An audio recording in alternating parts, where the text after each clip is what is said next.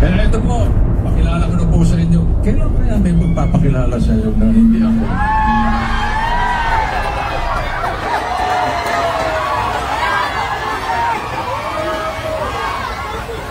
Siguro pag presidente na ito, pwede na.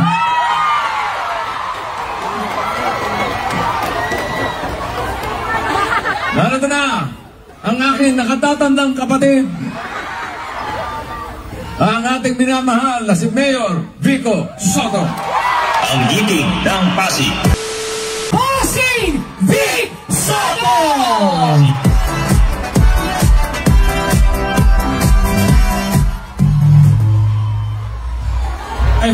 Hi fans! Maraming salamat. Batiin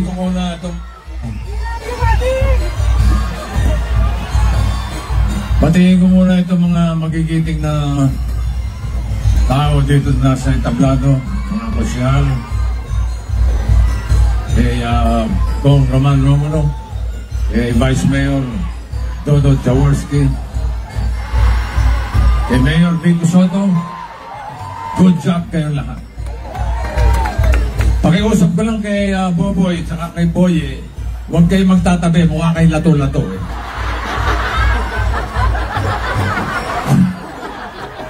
Gusto ko talihan yung mga ulo eh. Taka. Ikaw, Volta, tatawa-tawa ka. Sino kamukha mo?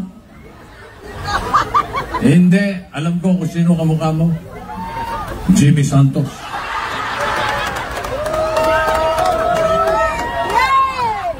At higit sa lahat, ang aking pagbati sa lahat ng mga Pasigueñong narito ngayong gabi. At yung mga nanonood sa Facebook at sa YouTube, binabati ko po kayong lahat. Ngayon pa lang, congratulations. Dahil alam ko, pagdating ng Lunes, ipagpapatuloy natin ang giting ng Pasig, ang galing ng Pasig. Kayo po ay tumindig, nanindigan, pinakita nyo sa buong Pilipinas na dito sa lungsod ng Pasig, kaya niyong labanan at sugpuin ang korupsyon. Kaya naman ang aking pakiusap, sa darating na Lunes din, ating pong ipagpatuloy ang nasimulan ng ating mga leader na nasa harap ninyo. Huwag na po tayong bumalik sa lumang politika. Politika may bahid ng korupsyon. Politika ng pananakot. Politika ng panunuhol. Politika ng paninira. Politika na may kahalong fake news. At higit sa lahat yung politikang puro pangako. Alam naman natin yung mga pangakong yan mapapako. At hindi lang pako, may kasama pa martilyo na ipupukpok sa ating mga ulo. Kaya sa darating na Lunes, alam nyo na po, bantayan po natin ang ating mga boto. Sagrado po ito, katulad ng sabi ni Vice Dodot. Sagrado po ito. Wala pong halagang katumbas ang ating mga boto. Walang katumbas na bigas. Walang katumbas na lugaw.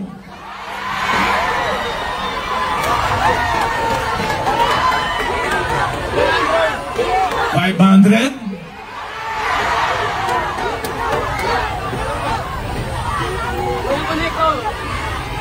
Walang kwenta ang ganyang politika. Ibang-iba na talaga ngayon sa Pasig. Ipagpatuloy po natin para tuloy-tuloy ang agos ng tagumpay ng lungsod ng Pasig. At yan ay dahil sa inyo mga magigiting na Pasigueño. Maraming salamat po sa inyo lahat. Congratulations. Hindi ko na po masyadong pakakahabaan ang aking talumpati. Dahil baka sa ganda ng aking talumpati, ako'y maiboto yung senador. Si Tito Sen na lang, yung nagsalita dito, ang iboboto natin. Ang aking nakababatang kapatid. Kaya ito po, pakilala ko na po sa inyo. Kailan kaya may magpapakilala sa inyo na hindi ako?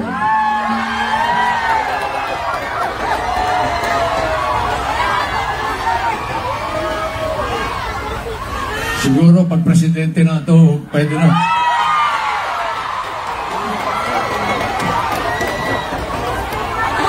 Narito na ang aking nakatatandang kapatid. Ang ating minamahal na si Mayor Vico Soto. Ang giting ng Pasig.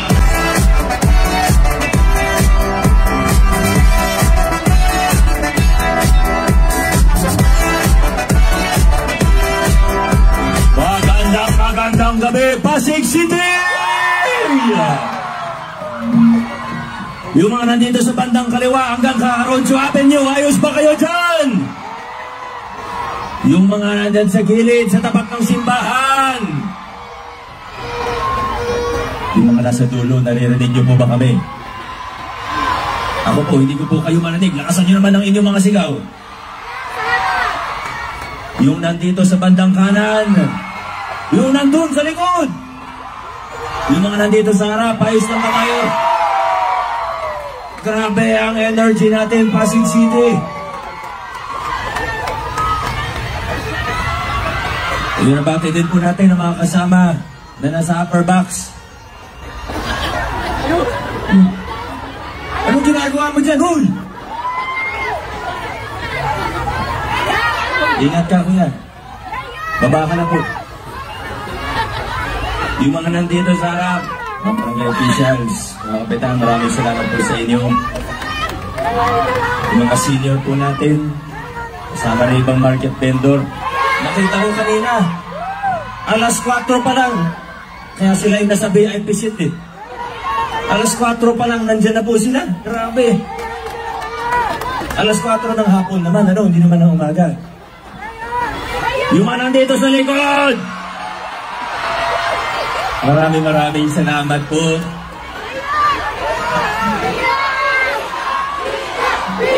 Teka lang, mga kasama, konting katahimikan lang po. Yung mga nasa upper box,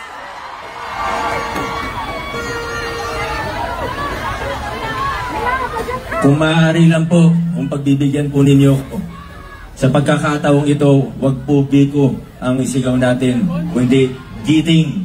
Pwede po ba? Yung mga nasa likod, hindi po kayo sabay-sabay. Giting! Giting! Giting! Maraming salamat po. Siyempre kailangan ko rin pasalamatan ang aking, unahin ko na po ang aking ama.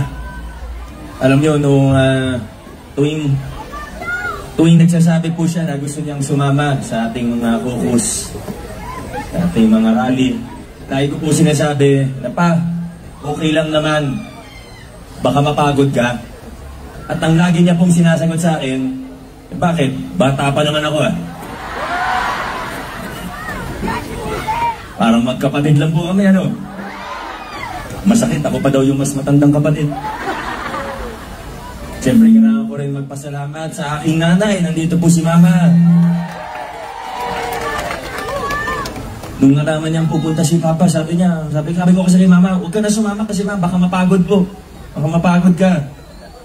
Sabi niya sa akin, bakit si Papa mo pwede pumunta, ako hindi? Pero Ma, siguro, uy Ma, makinig ka. Siguro Ma, ito na yung tamang pagkakataon para humingi ako ng tawad sa'yo. Kasi, alam niyo, sa pag-iikot ko paminsan, madalas kong nabibiro na ang nanay ko ay si Ruby Rodriguez. Sorry Ma, joke lang naman po yun. Yung mga nasa likod, may energy pa po ba tayo? Yung mga nasa bandang gitna, mabango pa ba yung katabi ninyo?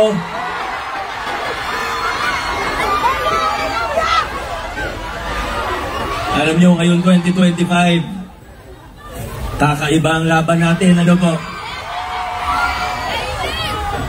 Tuwing titingin ba ako dito, sisigaw po kayo. Hindi na ako titingin dyan kasi hindi ako matatapos. Maraming salamat po ang ngayong 2025, kakaiba po yun.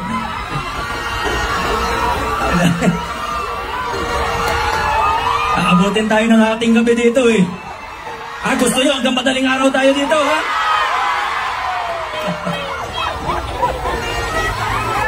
Grabe itong laban natin, ano?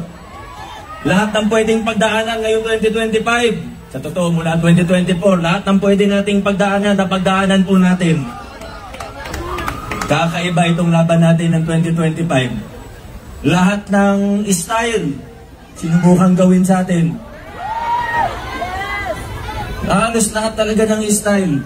At di lang lahat ng style. Lahat ng tradisyonal na style. Lahat ng style na bulok,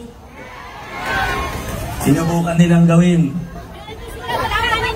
Lahat ng fake news, troll farm, kasinungalingan, paninira, mga polyeto na pinamamahagi, vote buying, press conference, pangalawang press conference, pangatlong press conference. Abangan po natin, baka hanggang Martes may press conference po na naman.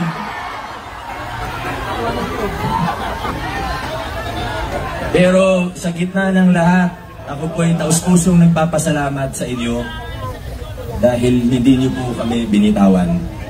Ako po ay taus-pusong nagpapasalamat sa inyo dahil sinuportahan po ninyo hindi lang ang inyong mayor. Ang sinuportahan po ninyo ay hindi lang ang kandidato, hindi lang ang politiko. Ang sinuportahan po ninyo ang magagandang pagbabago at reforma na ginawa po natin sa lungsod ng Pasig. Ang sinuportahan po ninyo ay ang pagtataguyod ng mabuting pamamahala sa lungsod ng Pasig. Yan po ang tinindigan natin, pinaglaban natin mula 2019. Nagpapasalamat tayo sa lahat ng mga tumulong sa atin, sa lahat ng mga nakasama natin taon 2019. Siyempre kasama na po dyan si Tito Sen. Naalala niyo po ba noong 2019? Wala tayong entablado dito. Kahit malaki, pag mga ordinary, pang-araw-araw nating caucus, alam niyo naman, wala po talaga kaming entablado. Gusto namin mas malapit sa tao. Kunting sound system, minsan nga, isang speaker lang, okay na po. Basta makasama po namin kayo. Pero siyempre, pag medyo malaking venue na, gaya ng Plaza Rizal, kung wala tayong stage, hindi nyo kami makikita dun sa likod. Pero noong 2019, ano pong gamit natin stage noon? Naalala niyo pa po ba? Sa speaker kami tumayo. May speaker, may monoblock. Yun na yun. Naalala niyo po noon, di tayo nabigyan ng permit noong 2019. Yun pala sila magpaparsala ng... Hindi, 2019 yung sinasabi ko. 2019, grabe po yun. Ang sabi sa atin noon, bawal daw. Kasi tingnan nyo na lang yung post ko sa Facebook, search nyo na lang. Hindi ko na para ikwento ulit. O gusto nyo ikwento ko? Hindi na po. Ngayon, hindi na natatakot. Tinanggal natin yung takot sa puso ng mga Pasigenyo. Tinalikuran na natin yung style ng politika na puro takutan. Politika ng pananakot. Tinalikuran po natin. Ngayon, dumating ang kalaban namin sa isang lugar. Walang problema. Ako pa nga pong unang nagsasabi na dapat pag may dumating, kakampi, kalaban, dapat respetuhin natin, galangin natin. Pag binati tayo, batiin natin. Pag kinamayan tayo, kamayan din po natin sila. Pero wag natin sila iboboto.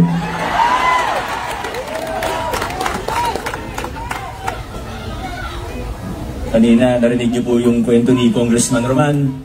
Nagbalik tanaw po siya, 2019, lahat ng pinagdaanan natin. Pero yung mga pinagdaanan natin noon, yun yung naging inspirasyon natin nung tayo po ay nanalo na nung eleksyon noong 2019. Unang yugto ng pagbabago, hindi po naging madali. Nilabanan natin, mala sindikatong grupo, na silang may hawak ng procurement. May public bidding kunyari, pero alam naman natin ang katotohanan. Yung tinatawag na diploma system, kung saan bibigay na lang yung kontrata. Yung mayor na lang namimili kung sinong ginagawa ng kontrata. Lahat, kung anong budget, kung anong approved budget to the contract, sagad-sagad. Hindi naman sikreto yung mga kickback, hindi sikreto yung SOP. Pero 2019, tinanggal natin ang lahat ng yan. Inayos natin ang ating pamahalaan, naglinis tayo ng gobyerno. Kung meron akong isang pwedeng malaki, kung meron akong pwedeng isang may pagmamalaki, mula 2019, kahit bilyon-bilyon yung sinasabing pwede kong makuha sa kickback.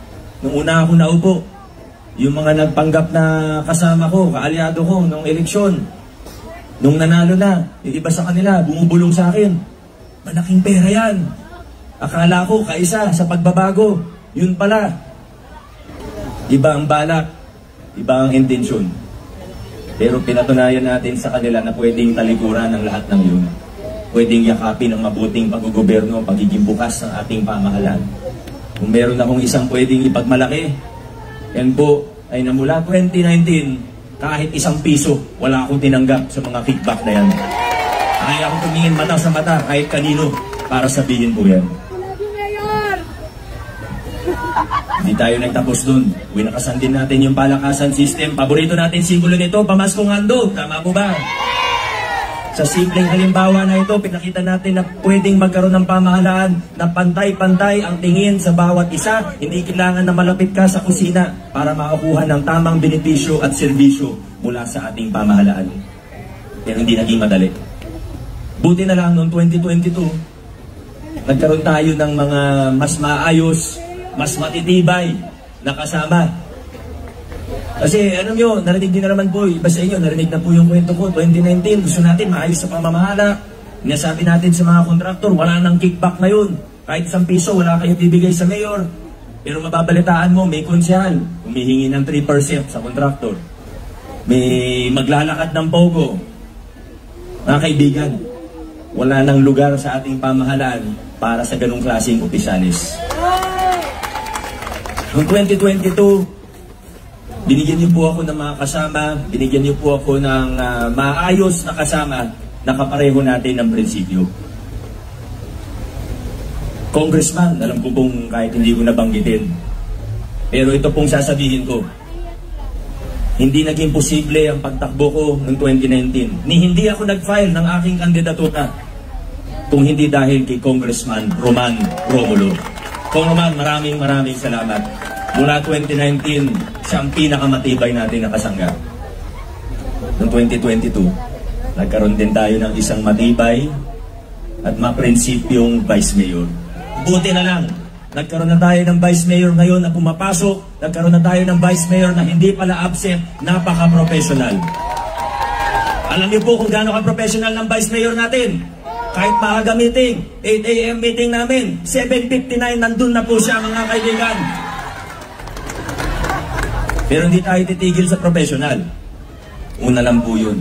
Mas importante pa rito, siya po ay tapat at may integridad. Inayos niya ang City Council natin. Dahil sa kanya, tumaas ang antas ng ating konseho at ang serbisyo nito. Vice Mayor Dodot, maraming salamat sa ginawa ninyo para sa ating City Council at para sa ating lungsod. At siyempre, yung mga kasama nating konsehal, lagi nyo naman pong naririnig sa akin yung halimbawa na para tayong isipin natin nakasakay tayo sa isang sasakyan. Kung ang driver gustong dumiretso, hindi pwede na may pasahero na gustong agawin yung manibela para lumigo-ligo. Disgrasya po yun. Mga kaibigan, ang laban natin ngayong 2025 ay hindi lang po tungkol sa politika. Ang laban natin ngayong 2025 ay hindi lang para kay Vico, Roman, Dodot o kung sinong politiko. Ang laban natin ngayon, dito sa laban natin ngayong 2025, inaayawan natin yung mga lumang kalakaran at yung mga taong gusto tayong umatras pabalik sa mga lumang kalakaran na ito.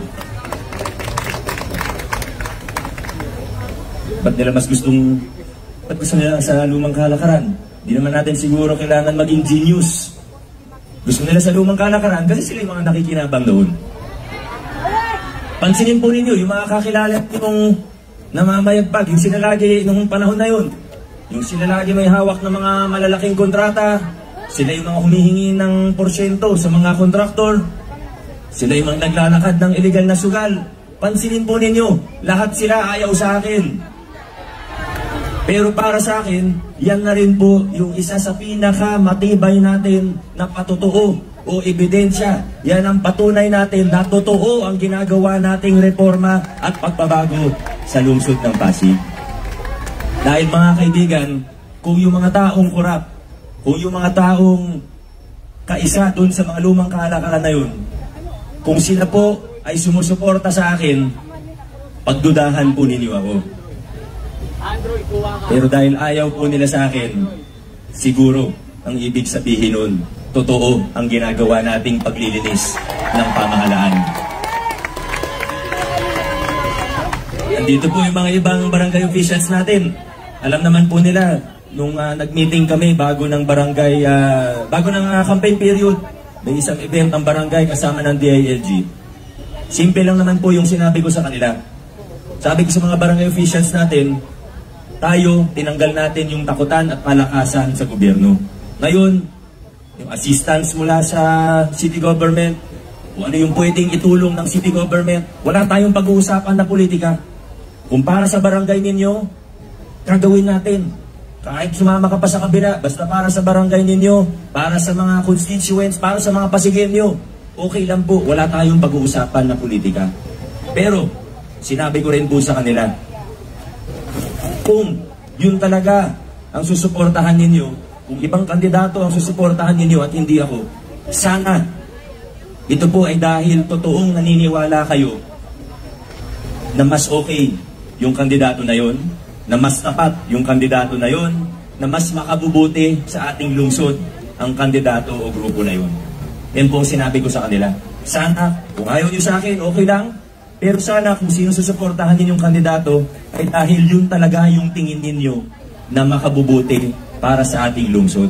At hindi yung susuporta kayo sa isang kandidato dahil lamang merong binibigay sa inyo. Sila na po ang makakasagot. Sila lang naman po ang makakasagot para sa mga sarili nila. Pero yan po, kita po natin, nandito na po tayo ngayon. Tinalikuran na natin yung mga style na bulok, palakasan, takutan, korupsyon, kickback. Niyakap na natin ngayon. Tinataguyod na natin ngayon ang mga prinsipyo ng mabuting pamamahala sa lungsod ng Pasig. Mga kaibigan, eto na po tayo. Eto na po tayo. Nagbubunga na yung mga pinaghirapan natin. Nagbubunga na yung mga pinaglaban natin mula 2019. Ramdam naman po siguro ng bawat isang Pasigenyo ang mga bunga na ito. Yung iba, kunyari, hindi nila nakikita o nararamdaman dahil sa politika. Pero sigurado po ako, sa totoo, kung buksan natin ang kanilang mga utak, ang kanilang mga puso, makikita naman po natin, alam din nila lahat ng mga gandang bunga. Nararamdaman, nakikita rin po nila yan. Yung libreng prangkisa sa tulong ni Councilor Bolta, yung pagdoble ng bed capacity ng pangalawang ospital natin, 60 beds, 120 bed na ngayon, sa tulong ni Consial Eric, yung pagpapalupa sa mahigit 3,000 pamilya Pasigenyo sa tulong ni Councilor Kiko, yung expansion ng local senior pension natin sa tulong ni Councilor Pau, yung pagtatayo natin ng CSO Academy sa tulong ni Coach Paul. Kahit natalo si Coach Paul ng trabaho, yung anti-pogo ordinance natin sa pangunguna ni Councilor Simon, yung pagbubukas ng budget, hindi lang ng city kundi pati ng barangay, yung sa mga vendors natin na binabaan ng renta sa tulong ni Councilor Maro, yung pagpapatupad ng allowance ng solo parent sa tulong ni Councilor Angelo, yung pagpapakuryente sa halos 1,000 na dati walang ligtas, walang legal na linya ng Meralco, gusto natin maging ligtas sa tulong ni Councilor Buboy. Yan at marami pang pong iba. Ito na yung mga masasabi nating bunga ng pagbabago, bunga ng mabuting pamamahala. Siyempre may 3 din tayong bagong kasama, pero napatunayan na rin naman nila ang kanilang mga sarili. Si Coach Paul, hindi naman bagong kasama to. Hindi ko na kailangan masyadong i-build up sa inyo kasi nakagat na ng aso eh. Sigurado na po yan. Saka, alam mo yung nabilib talaga ako kay Coach Paul kasi yun nga, natalo pero nagtrabaho pa rin. Kaya sa lahat, talagang masasabi ko, isa sa pinaka-deserving si Coach Paul Sinogat. Ito naman nating bagong kasama. siguro nakilala nyo na rin. Pero ito po bago natin tanggapin ng isang aplikante, tawagin na natin, para maging konsyal sa giting ng Pasig, ang una ko pong tinatanong, ba't mo ba gustong maging konsyal? Kasi kung gusto mo maging konsyal, dahil may narinig ka dati na malaking kinikita ng mga to, o dahil gusto mong pakapalin ang iyong wallet, hindi ka bagay sa giting ng Pasig. Tsaka wala lang ganun ngayon. Wala ka mapapala dito kung yan ang mission mo. Pero kung tunay na gusto mo magserbisyo, at hindi sapat yung gusto magserbisyo, madali naman sabihin yun eh. Mas importante, kapareho natin ang prinsipyo at kapareho natin na gusto sa malinis at maayos na pamamahala, pwedeng-pwede kayo sa giting ng Pasig. Isa sa kasama natin, naging undersecretary, sa totoo, pang national na yung posisyon niya. Naging chairperson ng National Youth Commission, undersecretary po, ang titulo niya. Bonus na lang yung napakabait niya. Maraming may tutulong to sa atin. Councilor Ryan Enriquez, number 13 sa ating mga balota, ang laging nagsasabi na pag may serbisyo ang ating pamahalaan, sana all ang nakatanggap. Buti na lang sa Pasig, hindi lang tayo nagsasabi ng sana all, pero gaya ng sa pamaskong handog, libreng serbisyo sa ospital, masasabi natin, sa Pasig, meron all. Kaya naman na. Councilor Warren, anong pangalan niya? Anong Warren Incenso? Para sa mga senior dito, ang Romy Diaz ng Konseho. Warren Inocencio, mga kaibigan. Last but not the least, sabi nila, save the cutest for last. Marami na siyang naging magandang programa bilang kagawad ng may bunga. Marami na siyang na-share sa akin. Yung iba, sa totoo, nagagamit na natin sa LGU po natin. Wala na pong iba. Councilor Boyi Abunda. Ay siya, Raimundo. Boyi Raimundo. Huwag po tayo magkakamali. Sorry, Tito Boy. Mga kasama, 2019, unang yugto ng pagbabago, marami tayong napagtagumpayan. Bagamat may mga pagsubok, medyo nahirapan tayo sa ibang mga bagay. Nasikaso natin pag-aayos, paglilinis ng pamahalaan. May mga nanggugulo, may mga pero pagtagumpayan pa rin natin, dire-diretso pa rin tayo. Noong 2022, ito na, nagkaroon na tayo ng mas matitibay na kasama. Hindi lang congressman, pati vice mayor at majority sa mga konsyal natin, nakasama na po natin. Pag sinabi kong kasama, hindi ibig sabihin kaibigan. Ibig sabihin, kapareho natin ng prinsipyo. Yung mga pumirma sa anti-pogo ordinance, sila po yung mga kasama natin. Kaya bumilis lalo ang takbo ng inyong pamahalaan. Kasi ang mayor, isang tao lang po ako. Meron akong hindi makikita, meron akong hindi makakausap, meron akong hindi mapupuntahan, meron akong hindi maiisip. Pero sa tulong ng mga taong ito, para kung nahati yung katawan ko sa marami. Sa totoo lang, ang laking tulong. Pwede ko silang mahingan ng tulong sa iba't ibang larangan, sa iba't ibang opisina. Ang laking tulong po talaga. Parang nahati ko yung sarili ko sa marami. At ang importante kasi, pwede ko silang pagkatiwalaan. Yan naman yung importante. Pwedeng magaling, pwedeng mabait, pwedeng kaibigan din naman natin, labas sa politika. Pero kung di natin pwede pagkatiwalaan, wala, hindi rin talaga makakatulong. Buti na lang mga taong ito, magpagkakatiwalaan natin, maayos, matitibay, mga kasangga natin para paitingin pa mga simulan ng pagbabago at reforma. Ngayon, nandito na po tayo sa ikatlong yugto ng pagbabago. Yung mga nabanggit natin kanina tungkol sa mga kalaban, tungkol sa mga naninira sa atin, tungkol sa mga gumagawa ng kung ano-ano. Di ko napanggitin ulit yung presscon. Pero sa totoo, ito mga kaibigan, sana, hindi maganda. Alam ko, iba sa inyo, nanggigigil, di ba? Pag kung ano-anong naririnig po ninyo, nakikita ninyo kung ano-ano yung kilos. Kayo naman po yung nagsasabi sa akin, nagagalit kayo, naiinis kayo, nanggigigil kayo. Pero sana po, mga kasama, huwag tayong magulat.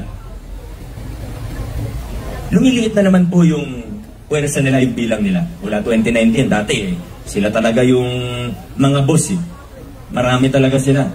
Maraming leader, maraming support. Pero nakita po natin, lumiit na po yung bilang, lumiit na yung puwersa. Pero, huwag tayong magugulat na nandyan pa rin sila. Huwag tayong magugulat na hindi sila basta-basta susuko. Huwag tayong magulat na kahit alam nilang malakas tayo, kahit alam nila na maganda yung ginagawa, huwag tayong magugulat kung nandyan pa rin sila, gusto pa rin manggulo. Bakit po? Dahil alam naman po natin kung paano sila nakinapang dun sa mga lumang kalakaran. Kung para sa maliit na halaga, minsan may mababalitaan ka kung ano-anong ginagawa. May nahuholta para sa 500 pesos, para sa cellphone. Ano pa kaya ang pinag-uusapan natin sa City Hall? Bilyong-bilyong piso. Sa lumang kalakaran, may kickback, may SOP, may diploma system. Masaya sila. Ngayon, tapat na pamamahala, malinis na gobyerno, maraming pagbabago at reforma, walang patakasan, ayaw ng takutan. Hindi sila masyadong nakikinabang. Sabihin na nating gutom. Naghahanap ng alam nyo na. Huwag tayong magulat. Pero buti na lang, ang mga Pasigueño, matatalino at mapanuri. Tayo mga Pasigueño, hindi na tayo tinatablan ng mga... Yan, hindi ko na kailangan banggitin minsan eh. Kasi sa totoo, Pasigueño, hindi na tayo tinatablan. Subukan bilhin ng boto natin. Wala na yan para sa atin kasi nakikita natin, pag maayos ang ating gobyerno, kung may problema man ako, pwede kong sandalan ang gobyerno. Hindi yung kung anong mga lumang style ng politika na alam naman natin kasama sa masamang siklo. Pag malaking ginagastos, ano ba expect natin? Pag malaking ginagastos sa kampanya, ano bang expect natin pag nanalo? Hindi naman sikreto yan. Lumang tugtugin na po yan. Buti na lang ang Pasigueño, matatalino. Ang mga Pasigueño, pag nakarinig ng pangako na kung ano-ano, laway lang naman ang puhunan, pwede ipangako ang langit at lupa. At hindi lang langit at lupa, pati ibang planeta, pinapangako na po ng iba. Pero buti na lang, ang mga Pasigueño, bukod sa matalino at mapanuri, hindi madaling bolahin. Hindi pwedeng paikot-ikutin ng Pasigueño. Pasigueño nag-iisip. Nandito na po tayo mga kaibigan. Ang tanong ko po sa atin, nakikita po ba natin na tayo'y nasa tamang direksyon bilang isang lungsod? Nararamdaman ba natin ang mga bunga ng mga pagbabago at reforma na pinaghirapan at pinaglaban natin dito sa ating lungsod? Isang tanong pa po, mga kasama. Naniniwala po ba tayo na tamang direksyon ang tinatahak natin bilang isang lungsod ngayong 2025? Dahil mga kaibigan, mga kapwa ko Pasigueño, kung naniniwala po tayo, kung nakikita po natin, kung nararamdaman natin na nasa tamang direksyon tayo ngayong 2025. Kung sa palagay natin na nasa tamang direksyon at tamang direksyon ang tinatahak natin bilang isang lungsod ngayong 2025, mga kasama, huwag na tayong lumiko-liko pa. Huwag na tayong kumaliwat kanan pa. At mas lalong huwag tayo papayag dun sa mga taong gusto tayong iatras pabalik dun sa mga lumang kalakaran.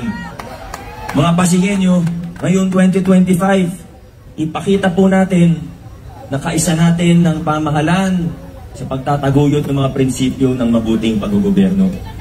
Sa Lunes, hindi lang natin basta ipapakita, kundi isisigaw natin sa pamamagitan ng ating mga boto. Nasa lungsod ng Pasig, hindi na tayo liliko, hindi tayo yo-turn, dire-diretso lang po tayo. Mga Pasigueño, dire-diretso ang takbo natin. Maraming salamat, Pasig City. Mabuhay ang lungsod Pasig. God bless, Pasig City. Muling iboto ang number 4 sa balota, Mayor Vico Soto, Osred City ng Pasig. Ang muling iboto ang number 4 sa balota, Councilor Bota de los Santos. Muling iboto ang number 6 sa balota, Councilor Henry Gonzalez. Muling iboto ang number 11 sa balota, Councilor Tico Rusia.